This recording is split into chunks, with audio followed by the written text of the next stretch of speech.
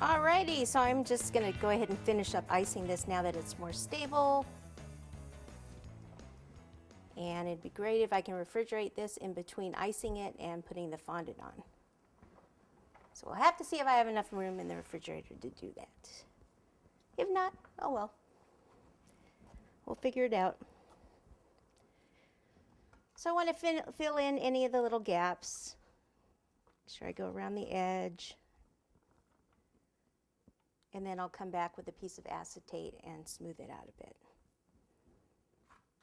Make sure you ice that cardboard at the bottom there too.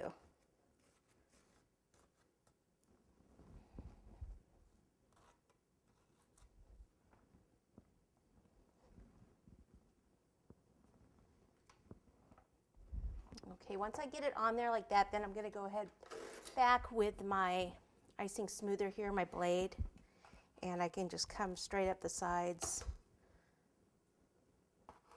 remove any excess. And I'll do both sides first.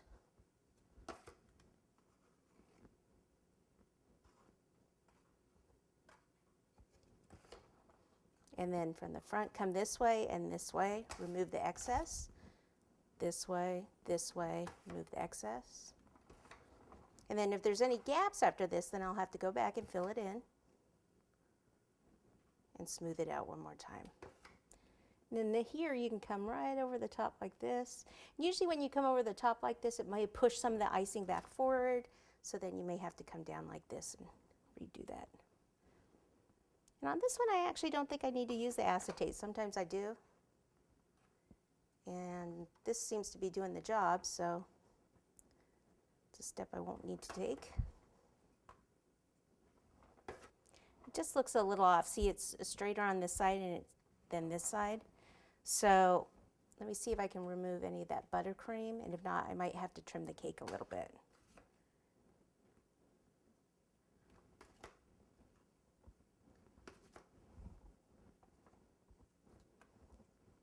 I think it's actually this corner. It looks a little higher than this one.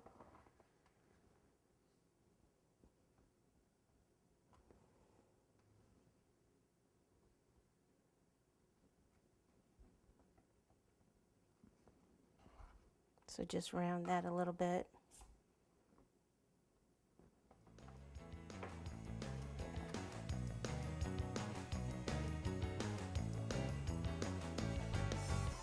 Okay, that's better.